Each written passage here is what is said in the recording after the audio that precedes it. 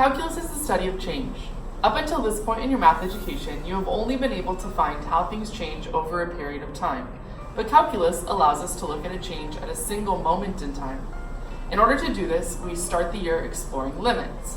Limits help us to get closer and closer and closer to a value so that the distance between us is practically zero. Limits set the stage for our study of derivatives and integrals.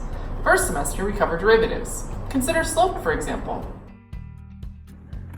The way you've learned slope in the past has always been between 2 points. Here I have 2 points pictured on a quadratic curve. The points are 0, 0, and 5, 60. If you notice, we could drive a car along this curve, and it would follow the quadratic pattern. It accelerates along the curve, and you can see its path, and its rise and run are pictured here in green. The rise is 60 meters per second, and the run is 5 seconds. If you do a little calculations for the slope, that makes it equal to 12 meters per second per second.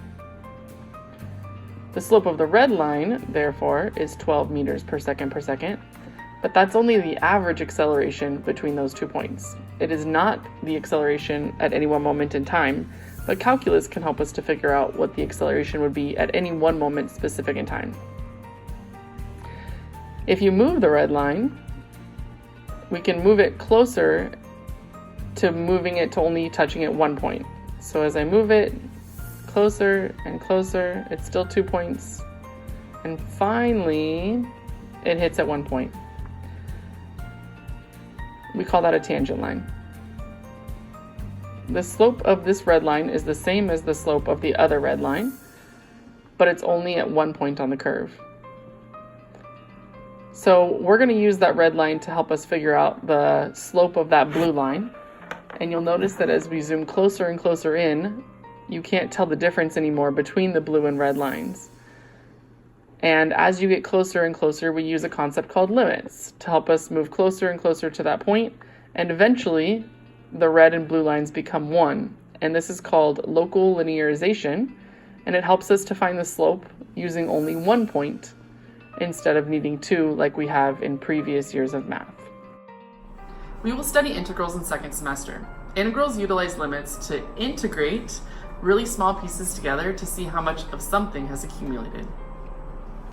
For example, consider the area formula. It seems like a pretty simple formula, but it's actually impossible to derive without calculus.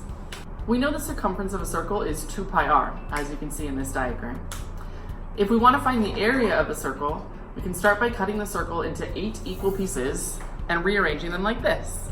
Notice that the small side right here is equal to the radius, and the bottom side, since those are alternating pieces, is equal to pi r, which is half the circumference. Notice the corners aren't quite 90-degree angles, and the sides are still pretty wavy with 8 pieces. Now let's look at it again by cutting it into 16 pieces. The circle is now 16 pieces, but if we form them again as alternating, you can see that the corners are more like 90-degree angles, not quite there yet, but more like 90-degree angles, and the bottom is less wavy than it was last time. The radius is still the same on that shorter edge, and the bottom is still the length of half of the circumference, pi r. Lastly, if we cut it into an infinite amount of pieces, so if we took that circle and instead of cutting it into a finite number of pieces, we just did it in an infinite, you can notice how the colors blend together. If we cut it into an infinite amount of pieces and then put it in that same arrangement, the radius is still a short edge, that long edge down here at the bottom is still pi r, but notice that it's actually a perfect rectangle now when you cut it into an infinite number of pieces, because each slice is so thin it's almost like a straight line, and so when you put them all together it creates a rectangular shape. And to find the area of a rectangle, what is it? Base times height. That would be the radius, r, times pi r. So radius times pi times the radius would be pi r squared, the area of a circle. Here's a fun fact. Gottfried Leibniz, a German mathematician, and Isaac Newton, an English mathematician, are usually both given credit for independently inventing and developing calculus. When Newton and Leibniz first published their results, there was a great deal of controversy over which mathematician deserved credit. Newton derived his results first, but Leibniz published his results first. Newton claimed Leibniz stole ideas from his unpublished notes. A careful examination of their work shows that Leibniz and Newton arrived at the results independently. Leibniz started with integration first and developed much of the notation used in calculus today, while Newton started with differentiation and applied calculus to general physics.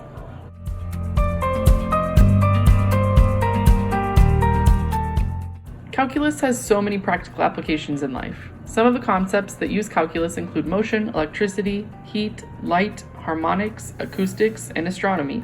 Calculus is used in geography, computer vision, such as for autonomous driving of cars, photography, artificial intelligence, robotics, video games, and even movies.